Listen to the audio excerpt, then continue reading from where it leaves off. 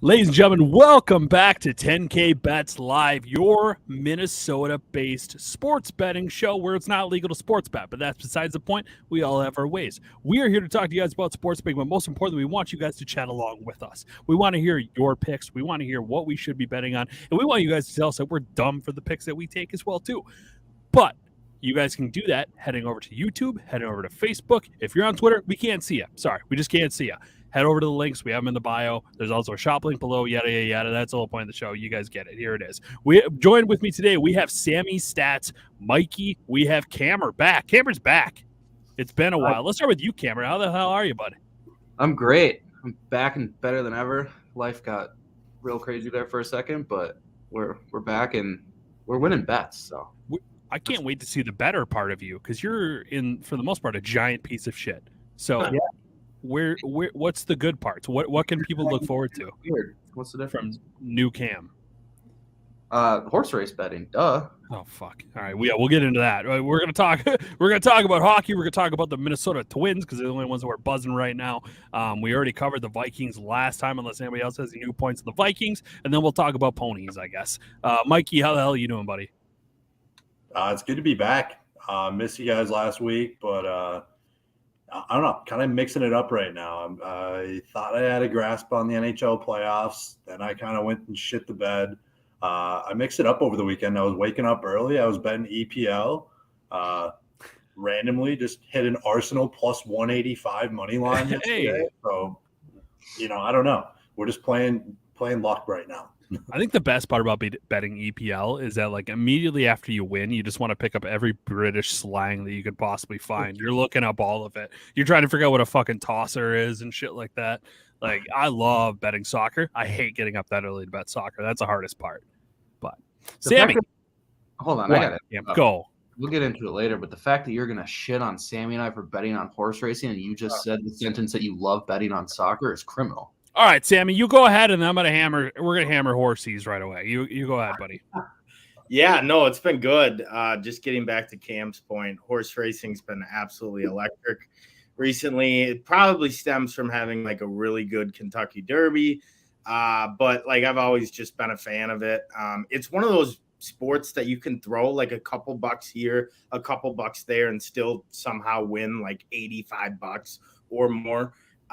So yeah, no, I absolutely love horse racing.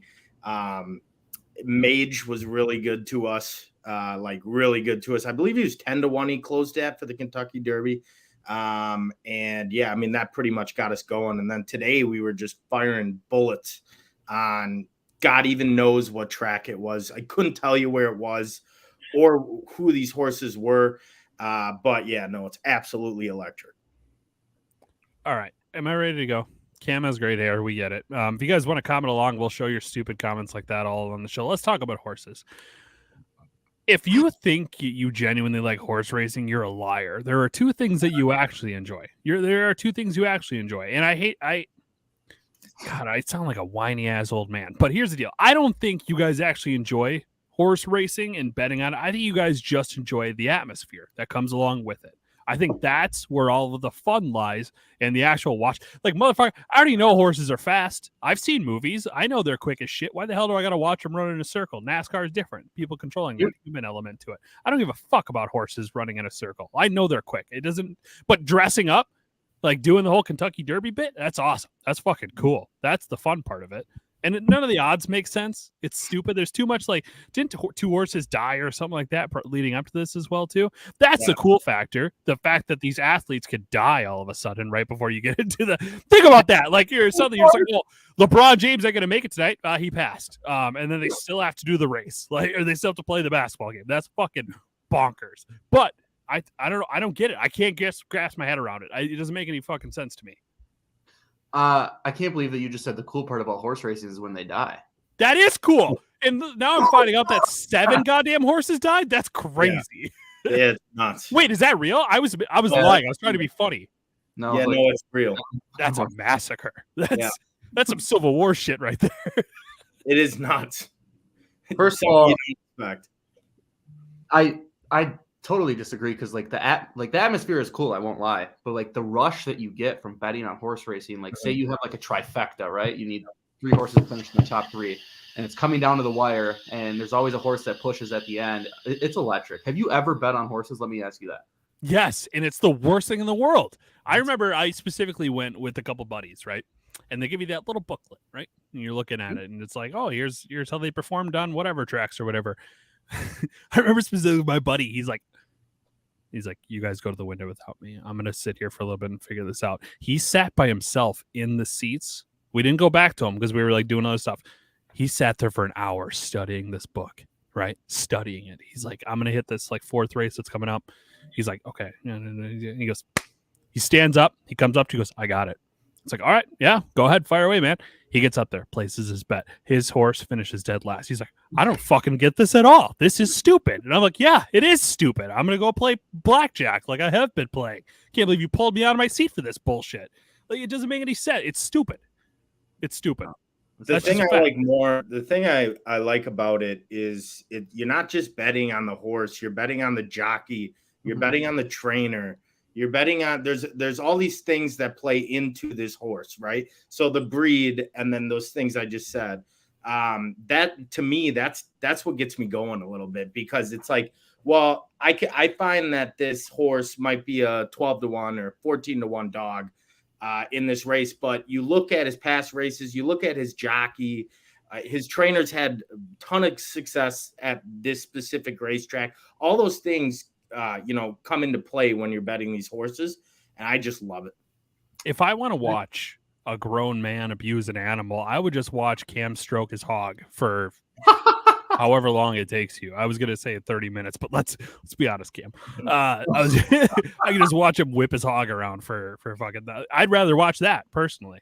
First of all, bonk. Second of all, if the only thing I'll agree with you on is carriage racing. Carriage racing is the most boring shit I've ever watched. I'd rather watch professional bocce ball. Is that like the fucking like the Caesar times racing? So like they sit in this like thing with wheels behind the horse. Yeah. And they move like maybe half the speed, and they never pass each other. It sucks. But regular horse racing is electric. Can the person still fall out of the carriage?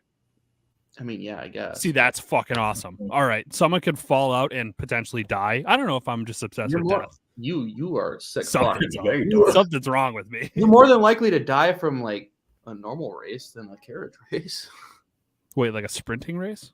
Yeah, like if you're on the horse. Look up the statistics on that. Horse, yeah, it's 100%. Sorry, my kid. Are we going to Canterbury this year or what? Canterbury? No. Why would I ever go? That sounds terrible. It's so fun. We're gonna. I will go if Canterbury Park wants to do like we can do a series with them, right? They can reach out to us where whatever we can talk do to a them. Series with them after you shit on them all episode. No, that's like, oh, introduce this guy, like teach this guy how to bet on horses. If they can show me how to effectively do that shit, great. That sounds awesome. Instead of just throwing a dart. They have classes for that. I'm not gonna pay for that shit and go to it. Are you kidding me? You set it up, Canterbury. You call me, you motherfuckers. I'm not going. We can show you how to do it. I'm gonna trust you, sons of bitches. I guarantee you'll have fun. Did you see the chat today? I turned like $12 into $150. I see this chat. They're all just pumping your tires. How many people do you know here that are just pumping the tires on your hair? I don't know that guy at all. I appreciate Great lift. Great lift. Yeah. Unbelievable. That's the point. Let's get into some real sports, shall we? Because horses, it's stupid. You guys aren't going to convince me otherwise. I'm going to be straight up. You got me into NASCAR. That's fun. What else have you guys got me into, I guess? Sammy, I'm sure he's going to frisbee golf at some point. He's going to be like, oh, I got a sick line on this. I feel like from the time I've known you, I've gotten you into baseball a lot more. Yeah, it's more so because I freed up time for myself. It has nothing. I don't even know how to describe it. Like I kept being so busy that I just didn't have time for baseball. And here we need to go back to this point. I remember, Cameron. Let's call you out on something. Let's do grievances real quick. Sammy, back me up on this one. If Renzi was here, he'd hammer you on this one too. We talked about the pitch clock being a factor. We said it's going to be great for baseball. It's going to make it more fun. Now, I'm going to bend the knee a little bit here. We're going to the game on Thursday for your birthday as well, too. It's going to suck that we're going to blink and the game's going to be over. That'll suck. But sitting at home watching baseball is fun again because I'm not there for hours upon hours upon hours. I watched the game, it was over in 2 hours. That's nuts. I love that. Love it. And you were like, it's bad for baseball. I'm a purist. Nothing needs to change. Bullshit. It's made baseball so much more entertaining. That's just a fact. I think I don't know the official statistics or if this is even true, but I feel like it has increased the viewership. But for me, I think it's worse. Because What about it? Well, the better. Because what?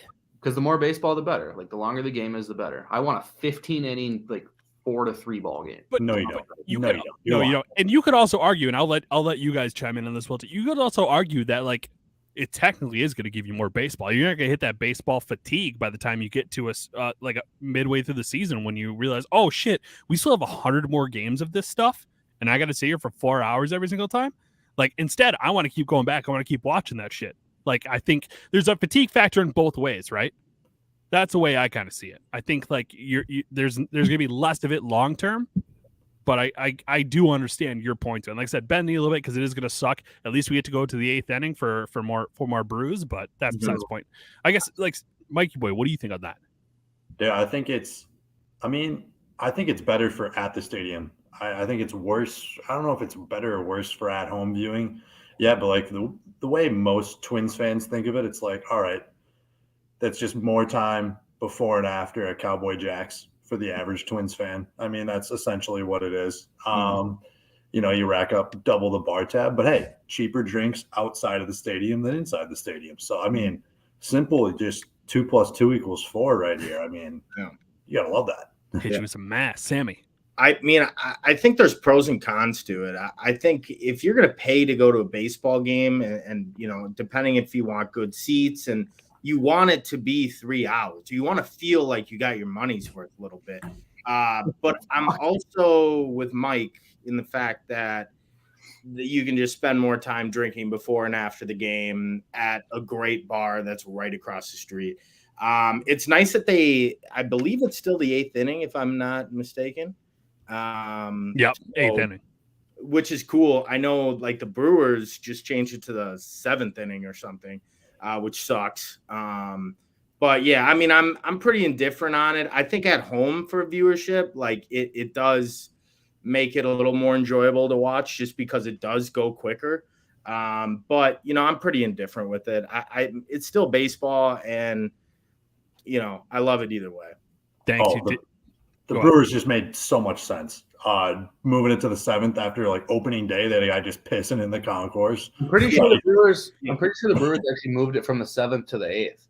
Yep. I think there was 5 total teams that did it. Minnesota was on that list. Brewers, I believe, were on that list. Minnesota did it before Milwaukee, which is crazy. Yeah, that's wild. Like we don't even have the problems that they do, and that's we. I mean, like for me, it's nuts, Mike. I didn't mind it. I didn't mind it in April because obviously the games were cold, and I went to probably like 4 or 5 games. I'm like, all right, like it's cold, like let's get this over with. But like now that it's starting to get nice, and like you said, like on Thursday when we're there for my birthday, like I want to be there for 5 hours. Yeah, that's true. I suppose you're right. Darius, sorry, we'll miss you there, buddy, as well too. If you ever catch us at a Twins game, come find us. Come have drinks with us. Like, we want to hang out with you guys. That's just like this show. It's a talk show. We want to get to know you guys. I mean, you can find out that maybe we're bigger douchebags than what we put ourselves across to be, even though I think we do a pretty good job on this show. That Abigail throwing out some compliments over at Sammy Stats. Obviously, best looking guy on the show. Girl or what? That was a layup. Definitely a bot as well too. Hockey. I don't want to. We're going to go back to Twins, obviously, but as most people had seen as well too, Connor Bedard is officially going to Chicago Blackhawks, and the Minnesota misery continues. I was denying it all year, right? Like everyone's like, oh, it's just gonna be Chicago. To be Chicago. Even Danks, he was like, it's gonna be the Yotes. It's gonna be the Yotes. And I'm like, no, it's not gonna. I kept like shitting on him. It's not gonna be the Yotes.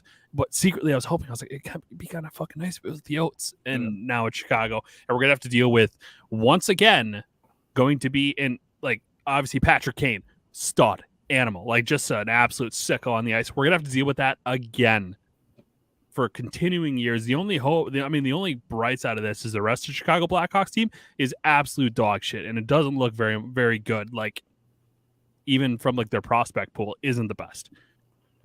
So,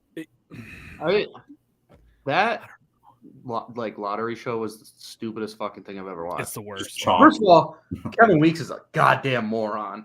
Whoa! He ruined the like suspense because they cut it to break. They're like, all right, we'll like announce the top 3 when we get back. And then before Bucharest took over and previewed the Oilers Knights game, Weeks just comes on the mic, like, yeah, so that's our first change in the order. The Blue Jackets get the third pick. I'm like, what the fuck?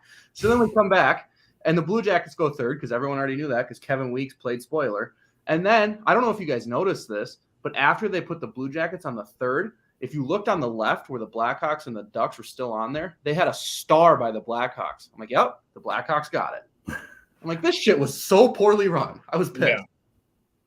All right, we need to address Veach's comment here. Jack, Josie, I'm going to get to yours here as well. Too. Guy couldn't win in the Canadian Children's League, won't win in Chicago without help. I mean, this isn't just. I don't know how to describe this. Junior hockey in Canada gets a lot of flack because there isn't a whole lot of hitting and not a whole lot of physicality.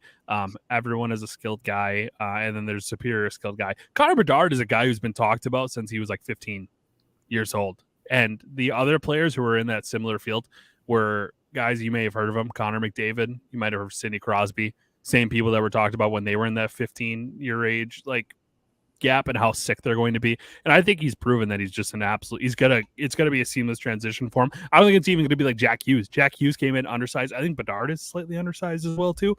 Jack Hughes came in undersized, had a really really rough year and bounced back. I don't think Bedard is going to have that many issues, even though he's on arguably a worse team. Very loosely. Chicago, New Jersey was brutal. They were fucking brutal when Jack Hughes went to that team. But I don't know. Veach, I love you. I don't agree with that take whatsoever, but there's only one way to find out. It's going to be like me dunking on Cam earlier in the show. We're just going to have to find out that baseball is much better. But Josie, to your point, talking about going to spending time in line for beer, and he's missing even more games because of how quick it's going. I mean, great point. I don't even have an argument against that one. Like, I don't think anybody can, right? Like, that sucks. Mm-hmm. Real quick, back to the lottery. Do you think this is the worst case scenario for Fantilli? Because I think if I were him, like, one, I would want to go play for the Blackhawks just because the NHL wants the Blackhawks to win, and they're obviously going to be good again. Or two, I would want to go play with Goudreau and Columbus. Now you're going to Anaheim, who I feel like is going to suck forever. They got Zegras. That's the thing, is they do have some pieces that they can build around as well too. That what people forget about as well too is they also still have. I think they still have.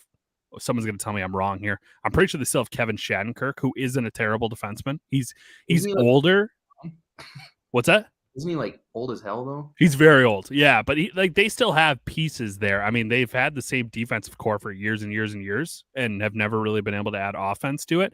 Their goaltending is still solid, like no matter what. So I think they got the pieces there. If I'm I can't pronounce it, Fantinelli. I'd much rather play in Anaheim than play in Columbus. You want to know why? Because you're not living in fucking Columbus. Like, that's personally great. Yeah, cool. I get to be on the beach. Solid. Yeah. Hell yeah. That's true. And that's why I was like, Bedard would look great. Imagine Bedard in San Jose. That's why I was really hoping that San Jose would have got up.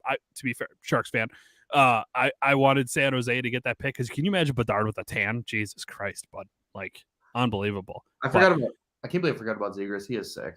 He is pretty nasty. And I think adding like different pieces, they'll be able to add on it as well too. But we got to talk about Blackjack. Me and the last show that we did here, it was just me and Samuel's statistics. We were talking about sports 102. Blackjack was in here chatting this whole time. You were right. We talked about the stat. We talked about if we were going to sprinkle any money, Florida would be the play. And you fed that. And you are 100% right. They are an absolute wagon. Yeah, I'd like to thank him for sure, because that was right as I looked and they were like plus 900 to win the Stanley Cup. And I took that right away. And now they're down to like plus 300, obviously, because Vegas thinks they're going to move on, which, I mean, how could you not? Up 3 games in the series. They look so good. It's not even funny. It's like wild. Their forecheck is insane. They're on you. They dump the puck in and they're on you like that. Mm-hmm. And create offense from, every which way. Penalty kills decent. Power plays decent. Bobrovsky is a absolute animal. He's awoken. He's an animal in that. I love this team. They are sick. On top of that, too, you got to factor in here. I'll get to you guys here as well, too. You got to factor in as well, too, that they still have Spencer Knight behind Bobrovsky as well, too. So if he were to go down, it's not like it's like, they're fucked. Spencer Knight is still a stud goaltender. Like, he's great. And the one thing that was kind of missed in that we talked about in the last episode, they have grit. Matthew Tkachuk's line about like the fact that it was an upset in the first round to everybody besides the guys in the locker room. Buddy, put that on a fucking t-shirt and sell that all across Florida. That's a great line. They have the pieces, and if I remember right, they were like 1,400, 1,500, right? When we last did the show, down to 300. Yeah. Whew. Nuts. So everybody has faith in them right now. And so Blackjack, credit to you, buddy. That was unbelievable. Your call out was the reason that hopefully me and Sammy make some money, because as we saw, the Rangers bet didn't necessarily pan out for either of us. So, all right, what do you got? I will say I have a lot of skin in the game left in the playoffs. So like on, Sarge, he did a bracket challenge. I have the Oilers and the Hurricanes in the cup. So that's still alive. Yeah. But the thing I'm most excited for, back February 8th, I was betting on hockey a lot, and I made a stupid amount of money on the Kraken wagon. February 8th, I placed a future on them at plus 2,800. Nice. Very much alive. Very much alive. I grabbed them at like 800. So, I mean, the value you got there is crazy. Really they are, it almost doesn't matter who they play, because obviously we saw that they took down the Stanley Cup champs in 7. They looked unbelievable last night at home against Dallas, just casually scored like 4 or 5 goals in like 10 minutes. They're really good. And the other thing they have is they have 6 or 7 guys who have won a cup, which is crazy to think, with a team that is this new into their franchise. And it's just nuts how they got these trades and guys in the expansion that are just, they have this experience in the playoffs, and they're just clearly showing it. And Grubauer's playing awesome, which is another kind of question mark for them. And he's just been great. I got to give a little bit of credit here real quick to you, Cam. You're the bigger person. Earlier in the year, you were talking about hammering Seattle Kraken, and I'm like, you're stupid. That's dumb. Don't do that stuff. And you're the bigger person. You're not rubbing in my face right now. If anything, I'm also the bigger person for bringing it up right now. I could have just let this stuff slide. Credit to me for putting myself on the spotlight. Jesus, Mikey. Oh my God.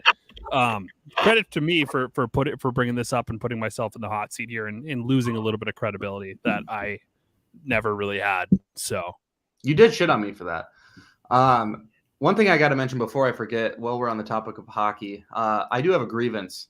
Ooh. So I started playing beer league hockey. I've just learned how to skate this year, and first of all, I'm in love with it. Like, I'll play for the rest of my life. I actually just joined another league today. Hey.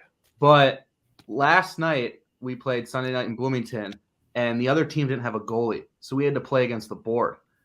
And my grievance is that fucking board. It's impossible to score on that thing. If Renzi was here, he'd be like, get rid of Fleury, put the board in net. It's like, we're better off at that. We lost because we couldn't score on the board. It was bad. That shouldn't be a thing. I also I got an NHL grievance as well. Little different than that. I've been taking these Toronto, Florida over 6.5s. And let me tell you, in all 3 games, they have 5 goals at the end of the second period. And I'm laughing. I'm like, this is going way over. All I need is a Toronto goal to get me 3-3 plus 7. Everyone knows it. And it just doesn't happen. It's some of the worst hockey that I've seen in third periods as far as a scoring perspective. And I understand it's the playoffs and you're going to play very defensive with the 3-2 lead. But to go 20 minutes and I can't, and then you pull the goalie and I can't get my 6.5. The first 3 games, quite remarkable how it keeps happening. And I see Mike might be in a similar boat there. Yeah, I'm with you, Sammy. You're laying a ton of juice on it too, because it's like they're like minus 130s. Yeah, they're both so high powered. It's like, how does it not? And like that first game 1 was ridiculous. That didn't go over. Yeah, they had 6 in 2 periods. It's like, what? Yeah, no, absolutely ridiculous. It's to the point where it's like, I don't know if I can keep taking it because these third periods are just boring. They're just 20 minutes. And then if they're tied, obviously it's going to overtime, but it's like you're just playing so defensive, both teams. And I couldn't believe with Toronto too. I mean, they've been down in these games. And for a team that scores so often, has so many playmakers, I mean, their best guys, it's like you don't even see them in the third period. It's like, what's going on? They're on the ice, but they're not doing anything. They're just almost like they're just standing there. Which even once again, hot seat me as well too. I was like, Toronto's going to be my bet, like going forward. I was like, it's going to be them. And I was like, Florida is something you can find interesting. Like I said, that Blackjack pointed out as well too. But I honestly was like, yeah, Toronto is going to be the way, and it's just poor luck. I'm not trying to like shit on you, but I do have to bring it up. I'm ready. Well, remember at the beginning of the hockey season, you said, and I quote, "I am extremely confident that I will hit 80% of my NHL." You said that, and Renz will back me up because he was there. No, that has not happened. To be fair, I got a couple questions in this. Was this high risk, high reward, or was this 10K bets? You cannot play that after. Because if it's an old show, it's not around anymore. I don't know what to tell you. And then part 2 to this counter argument as well. I'm stoned 95% of these shows. You know what both of those arguments were? Yeah. Those were both Jake Bringold arguments. No. Because I can accept fault. Jake cannot accept fault. That's the big difference here. All right. Which, by the way, I got to give a small little tire pump to. By the way, Granny's. They're a Minnesota company, Granny's Pretzels. If you guys have not tried this and you want to get into edibles, this is your spot. You get like a bag of these bad boys, 5 milligrams per pretzel. I mean, like legitimately a pretzel. So I'll crush like 3, 4, 5. It's tough not to eat more. S'mores flavors out of this goddamn world. Not a sponsor, but check them out. Granny's, unbelievable. Like it's the best edible I've ever had. And so yeah, I'm stoned to have these episodes. I don't think fault should. That should get you out of things, right? Like I'm fucked up, right? That's a great excuse. Cam, you're in your early 20s. Like you probably use that all the time, right? I might be able to use that excuse soon because not an official sponsor yet, but hopefully in the future. Cultivated sent a shit ton of stuff to the 10K house, and I put in the group chat and took a picture. I was like, guys, I'm gonna follow. I told that to my wife. I was like, Cam just texted me. He's like, I'm gonna turn into Marlon. She's like, what does that mean? And I was like, I'm stoned all the time. I was like, you live with me. Like, what? You should know this. Like, outside of work hours, it's a beverage. It's an edible. It's everything. Like I live in a constant state of stone. And she's like, yeah, you know what? That makes sense. You're right. I'm sorry. She apologized. She's like, yeah, sorry, I blew up. Yeah, sorry. But anyways, we got a lot of stuff going on. And we can go back to baseball a little bit as well too. But I don't know why the Wild fired Dean and go pick up the Rangers coach, Gerard Gallant. I love Gerard Gallant. I think Gerard Gallant is consistently given a bad rap. He was a killer in Vegas, got fired just because they wanted Pete DeBoer. And I think his issue is we've talked about this. I mean, everyone talks about this as well too. He has that shtick where he's a fucking hardo, and you can really only put up with hardo coaches for like 2 years. Like the only exception to this whole rule, and I'm blanking on his name, Tortorella. Tortorella is the one because he's a dickhead in interviews, and it's amazing. Love that for hockey. But when you talk to any player who's ever played for John Tortorella, like that dude fucking rules. Like that's the best guy I could ever play for. And it's just because he puts himself out there in that way. But Gerard Gallant, love him. I don't know how I feel about Wild coaching. I don't know. Is Dean considered a hardo coach, you think? I don't know if I should say this because should I say this? I know somebody who played for Dean and said he's the fucking worst. And so I'm torn on if I should have said that. But played for him. What Dean does, and he's possibly changed. Keep in mind, this was years ago. What Dean does is if he likes you, and we've seen this as well too, if he likes you, he will continue to put you in every situation that he possibly could put you in. If he doesn't really like you, you're kind of fucked. It's just like if you have a bad first impression, you're in trouble from there on forward.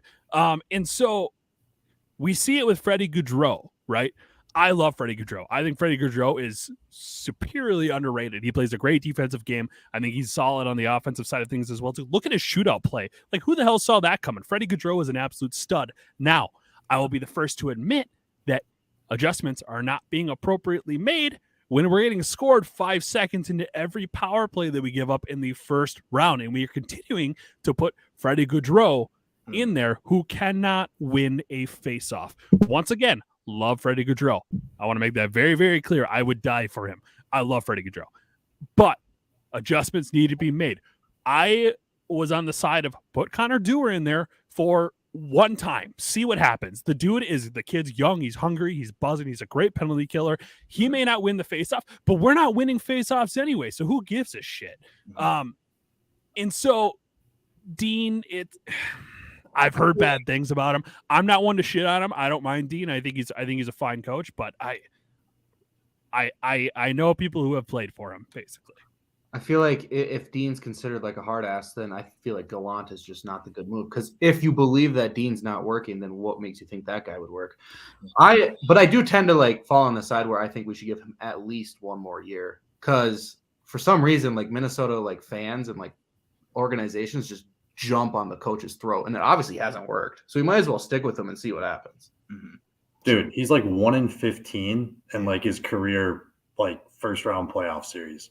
Like, I know it's ridiculous. Not great. It's hard because like I like him a lot. Like I think he's a good coach. He's proven that in the regular season. It just really sucks that like the last 4 years he's had 4 first round entries or exits, sorry. And it's just, it's a big bummer. It's a slap to the face. But I do really like him. Like I think he's a good coach. Obviously there's some question marks about making these adjustments in series. I mean, we've been up in a couple of series. We were up 2-1 in that Blues series, if I remember accurately.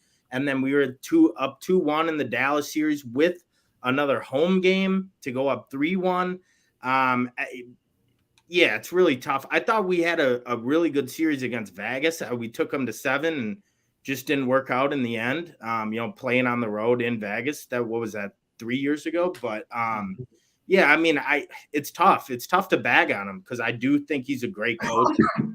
But there is some of these playoff adjustments that aren't being made. And it really sucks because, like you said, people look at Dean like, all right, he's got to go because this isn't working out.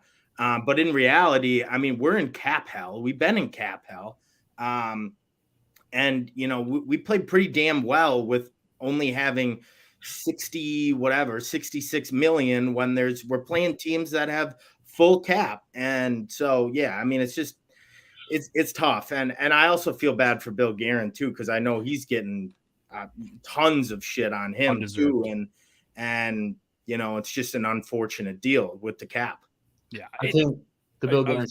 Sorry, I was just going to say the Bill Guerin shit's definitely undeserved. But the reason why I say you give Dean one more year, if you lose in the first round of the playoffs again or miss the playoffs, you're out. If you make it to the second round, then I can entertain bringing you back. And I would agree with Mr. Blackjack's comment here if we didn't have one of the best farm systems in the NHL. Like if we didn't have all of those prospects in the AHL, then I would agree he's wasting the talent. But we have so many players to where I'm like, all right, we can afford to give him one more year to see if he figures it out. That's what I think. For sure. I should give a little bit of credit to, or I should backpedal a little bit as well too, because you don't know how much of the adjustments that need to be made around your assistant coaches, like special teams and whatnot as well too. We talked about the penalty kill specifically. And the one thing you don't really want to do, especially during playoffs, is to undermine one of your coaches in front of your team. So you don't know. There's a lot of like gray area with it as well too. Is it Dean? Is it the assistant coaches? Is it Darby? Is it those guys? It's hard to really say. But I don't know, man. It's a weird spot. I'm on the fence where if it goes either way, I'm fine with it. You also don't. There's a little bit of I'm gonna throw a little wrench in the system here as well too. You also don't want to go into Kyril's 4th season with a 3rd different coach as well too. You have Boudreau, you have Dean, and then whoever else would be next. Doesn't really put out good vibes for your star player to want to continue to play there if there's no consistency being taught in the locker room or philosophies for that matter. But there's also that argument. If you're also not winning in playoffs, why the fuck would you want to stay either as well too? Unless you're, I don't know. There's a lot of like weird spots there that like a double-edged sword. Essentially, hockey's a weird one, man. It's just, I don't know.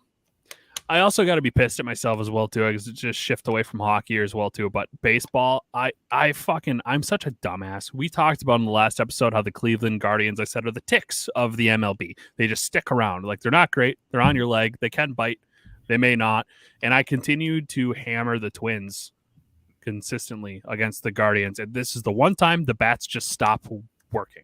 The best percentage in the MLB of getting on base, and they fucking blow it to the Guardians. And they got the Padres coming up, who aren't a bad baseball team. Like, it could go either way in that series as well too, given Minnesota's past history. I imagine it's going to go badly. Hopefully not.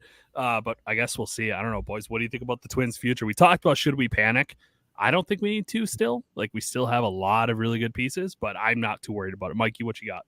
Dude, so, like, I mean, the fact that we have, Joe Ryan and Sonny Gray lose back-to-back starts, on consecutive days. I just think that happens maybe once or twice the rest of the season, where they both take L's in consecutive days. But yeah, the bats just, they're quiet right now. What is it? We lost 6 of 9. Is that what it is now? Or something like that. So something around those lines. Yeah, but I don't know. The pitching's going to help us down the stretch. I think that it's sustainable at least. They'll figure out the bats. We're kind of banged up, but yeah, the pitching is going to carry us this year, which is just a totally different narrative to the last few seasons. I also have to mention something really quick here too. If the bookmakers are going to continue to put Sonny Gray's line at 5.5 on strikeouts, they're just simply not paying attention to Minnesota whatsoever. I think I threw that stat out there as well too. He was averaging this season alone just 6.83 or 6.89 or something like that strikeouts per game, and you put the line at 5.5. That's somebody hit the snooze button, not updating the numbers there, because I hammered that. Easy money, easiest money in the world. Sonny Gray, if they're going to keep putting that, hammer it, ride it, hammer it. Another pitcher, just kind of piggybacking off that comment, another pitcher that is 5-0 and just moving forward. For whatever reason, they give his strikeout props at 6.5 and 7.5. And it's no other than Shohei Ohtani. This guy has double-digit strikeouts in every start. It's quite crazy. He could be playing the red hot Rays, and he's K'ing 10. It's ridiculous. They keep having it at 6.5, sometimes 7.5. You can take that alt line at like 9.5 for like plus 250. I'm just going to continue to take it. I started taking it at the end of last year, but by then it kind of got up to like 8.5 or 7.5, 8.5. It seems like one of the best bets in MLB just because of his ability to get out of jams. He's going to get, he's going to let up a single, a double, maybe a home run every here and there. Like, he's human. But it seems like he's getting out of these jams with strikeouts. He's a strikeout pitcher. So definitely look for that line. I believe he pitches Wednesday, and I'll be taking that 6.5, 7.5 again. I feel very good about it. And it's not like minus 160. You got to pay all this juice. Like, it's like minus 114, like pretty standard. And it's just kind of crazy. Even in games that he'll, walk a couple or give a couple up, they're going to leave him in because they know he's their best pitcher. Anaheim's not that great either. And he just gets 8, 9, 10 Ks every game. I think last game he had 13. He doubled up his strikeout prop. So definitely look at Shohei Ohtani. Can I give you a visual aid really quick of what it's like when Shohei Ohtani steps onto the field? I've been working on my impressions. I'm going to go off screen. I'm going to show you really fast. Okay, ready?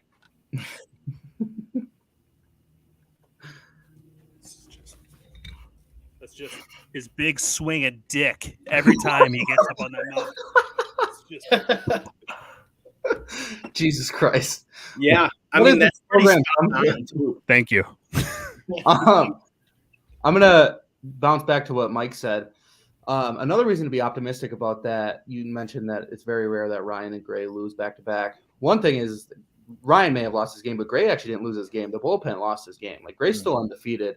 And another reason to be optimistic is I actually firmly believe in Bailey Ober. Like, I think he finally figured it out. That is a tall, that dude is a fucking. That's a big ass man, and intimidating. Underline the word man. That's fucking. if we didn't have Ober, like we better thank God for Ober because Maeda going down, Mally going down. If we didn't have Ober, like I'd be scared. But if you have Varlin as your 5 and Ober as your 4, like I'm still comfortable with it, especially if Ober continues to pitch the way he has.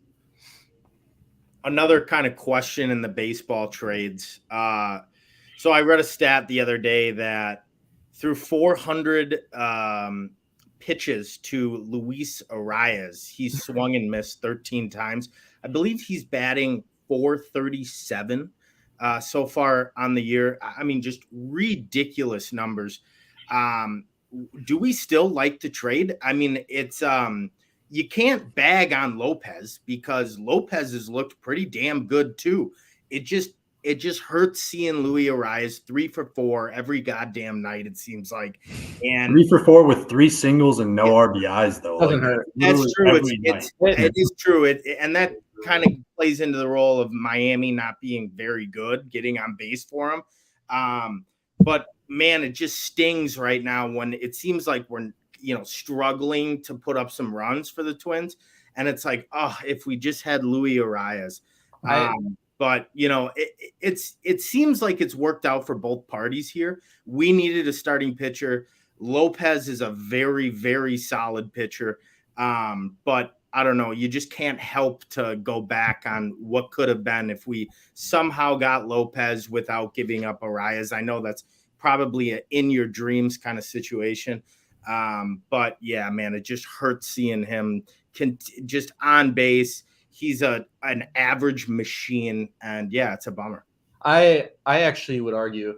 I think the Twins won that trade by a lot. Lopez will be our ace for a while. The dude's 25. Yeah, and we just signed him. Arias is already what? Is he 29? And yeah, he has a high average for Miami. But yeah, they got rid of they have Sandy Alcantara, but he's been horrible. And they got rid of a very good pitcher. Their pitching stinks.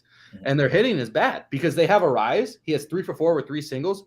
Not a lot of runs, not a lot of RBIs because no one else can hit him in. It was a bonehead trade by the Marlins, and I will stand by that. Cam, I'm so glad you spoke up because I remember specifically you, me, and Renzi Boy, and you might pull, was this HRHR or 10K bets in this moment? Because I remember you specifically saying, huh? Well, hold on. I'm going to let you finish because I remember you specifically saying that there was a massive, massive L for us to get rid of Arias. I'm going to go find the clip.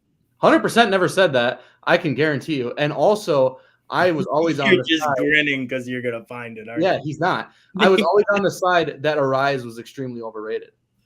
Like, Arias is not as good as what people thought. Me and Renzi, no, because you were doing your No, it little was the other way around. Renzi I don't was think all that's aboard right. Arias. Shit, you know what? Now I'm thinking about it, I might have it backwards. I promise you that. Damn it! I'm gonna find it, and I hope I'm right. He's gonna win pull a the battle in the AL. I know for a fact you're wrong because around that same time, Josie and I were arguing in the 10K group chat with Marissa when she said that she'd rather have Arias than Correa. Oh shit, you might be right. Yeah, now this is all coming back. Hey, if any of you guys, anybody listening right now, if you have the ability to create Cam deep fakes, slide in my DMs, Marlo10K on Instagram. I could really use your fucking help right now. This isn't fair because someone's gonna find some AI and then it'll just make it say that I said that. That's what I'm saying. Give me a deep fake of Cam, whether he's getting pounded and railed or he's telling me about either way about Arias being great for the Twins. So. I thought that was just a nice talking point, just because I know he's just tearing it up, and you're right with the things that you mentioned, Cam, about him, just not getting the RBIs, and because the Marlins are they're just struggling all around. But I just think there's times where you'd absolutely love to have him up at the plate with guys on second and third or bases juiced, and instead he has somebody else he has a 420 average. Nice at Marlowe. He has 12 runs, 1 run, 12 RBIs. You know what he is good for? He's that one player that you roster on your fantasy baseball team to keep your average up. Everything else, not good. Yeah, I got him. Exactly. That's all you. And then you don't have any other players like that. That's the only. Like he holds his place, but it's not something that can change your team. All right, now, boys. If you throw him in a lineup that can hit, oh boy! Yeah. Like if he got traded to I don't know, Houston or the Dodgers or the Yankees, or I mean, he would do so much more for that team.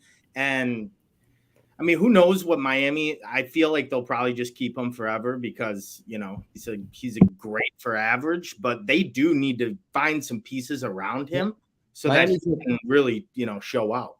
They're notorious for trading good players. There's no way he stays with them forever. Mm-hmm. But all right, boys, I think we can wrap it up here. We're talking about sports, but I want to finish out best bets of the week. What do you guys got? Anything you guys are looking at? Anything you guys are hammering? Sammy, we'll start with you. I know you always got the ones on us. It'll give us time to find bets that we love. So fire away, buddy. I think, a pretty damn good bet that you can, and I'm going back to the NHL, pretty damn good bet that you can continue to take. I don't even know. I know the game just started or is like after the first period, but I've been rocking with the Edmonton Vegas over 6.5. I might be creeping more towards 7 these days, but I would even still pay the juice down over 6.5. I'm going to take it every series. It's one of those series where Edmonton is likely, if they're going to win hockey games, they score 5. That's just kind of what it is. That's their game plan. They're not going to win 2-1. And most of the times Vegas will help them out. I know on this last game, I believe it was a 5-1 final. So that under 6 and the over 6.5 did not cash, but just in general, I think the first game it seemed like a million goals. And I think there's like 3 goals after the first period here. So yeah, I mean, I'm just rocking with the over 6.5. I will gladly pay the juice in this series, just because I know when you put Edmonton on the power play, and sometimes it's inevitable, right? You take penalties. It's the playoffs. Everyone's fighting hard. But when you put Edmonton on the power play, I think they're like 50% in the playoffs. It's unbelievable. So I'm just going to continue to do this over 6.5. And also just leaning towards Edmonton team totals, because if they're, like I said, if they're going to win, they're scoring 4 at least. So yeah. No, I love that. Mm-hmm. Mikey, how about you? Any big ones you're looking at? Yeah. So like this Carolina New Jersey series has me in a chokehold. I'll always love the Canes when they're at home, but I hate them when they're on the road. They're a different team on the road. They almost are. They're not very good on the road, but at home, I don't know if it's the atmosphere or what. They are electric at home. Yeah, so Carolina when they're at home, I'm looking, obviously tomorrow night, it's still in New Jersey. Devils are minus 155. I don't like that. But I was looking at the Kraken again. I mean, Dallas is favored on the road.